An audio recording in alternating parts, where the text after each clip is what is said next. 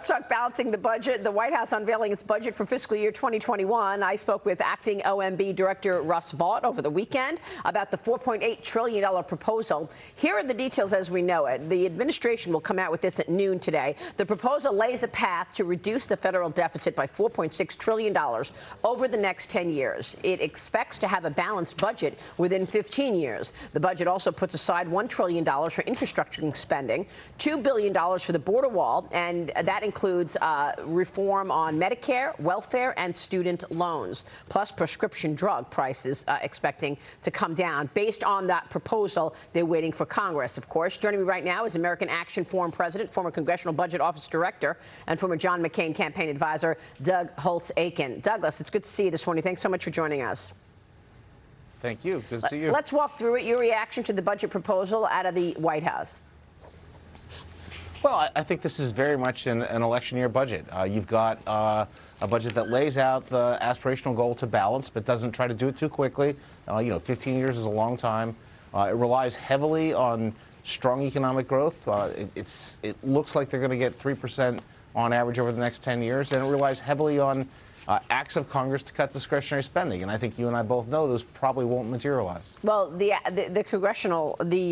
cuts in terms of discretionary spending may very well not materialize during an election year. But right. What about this effort to get the deficit down and the debt down by $4.6 trillion?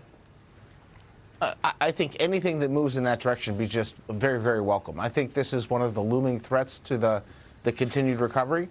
To have large increases in debt and deficits is something that really undercuts the ability of the American business community to borrow what they need to invest in America's firms. It undercuts the ability of American workers to improve their skills, the funds to do that. So I think this is exactly the right direction to go. The question is whether you can get there and get there quickly. Doug, it's Dagan McDowell. Doesn't you hear this logic even from Republicans, which is a little bit mind-boggling, that, well, you want to borrow when rates are low. But historically, conservatives have said, well, the private sector spends money better than the government. And so how do you reconcile this kind of new attitude about debt and running trillion-dollar annual budget deficits?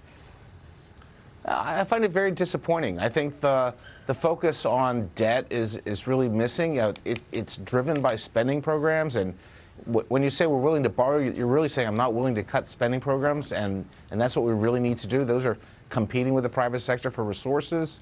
And the notion that somehow we're fine as long as there's not a crisis really misses the point. I mean, yes, we haven't seen financial markets blow up even though we have trillion-dollar deficits, but we can do better than we're doing. We can grow more rapidly than we are now, and that productivity growth and that rise in the standard of living is ultimately what the American people are going to benefit from. And I just always point this out. Literally in a few years, we're going to be paying more to service the debt, more on interest on the national debt than we pay to fund our military. How upside down is this world? Mm-hmm. It's mind-boggling. It's hard to get your head around those kind of numbers. I mean, I've been doing this my entire professional life, and I never thought we'd be in this position. Doug, good morning. Mitch Rochelle. One of the things we talked about earlier was this is largely a political document, and one of the things that's in there is the notion that the tax benefits that are due to expire in 2025 will be extended. That would be the rate cuts across all the income bands. One of the things that the candidates in the Democratic field are doing is talking about taking away all of them. So is this really an effort by the administration to say these tax cuts are here to stay? Well, I believe it's an important thing in this document, and I think they are to be credited for not just saying, look, we think these tax cuts are important, we don't want the middle class getting a tax increase, but putting it into their budget plan. They have a plan to go to balance in 15 years. They're not saying, oh, let's have that happen somewhere else. They put it in the plan. They're got it built into what you need to do to get the budget to balance, and that's the right way to do it. Any expectations for a market move on this budget? I mean, this is a 10-year budget. Typically, it doesn't move markets. But it's interesting to note that it is assuming a 3% economic story over the next 10 years, and that rates are going to stay at 2%.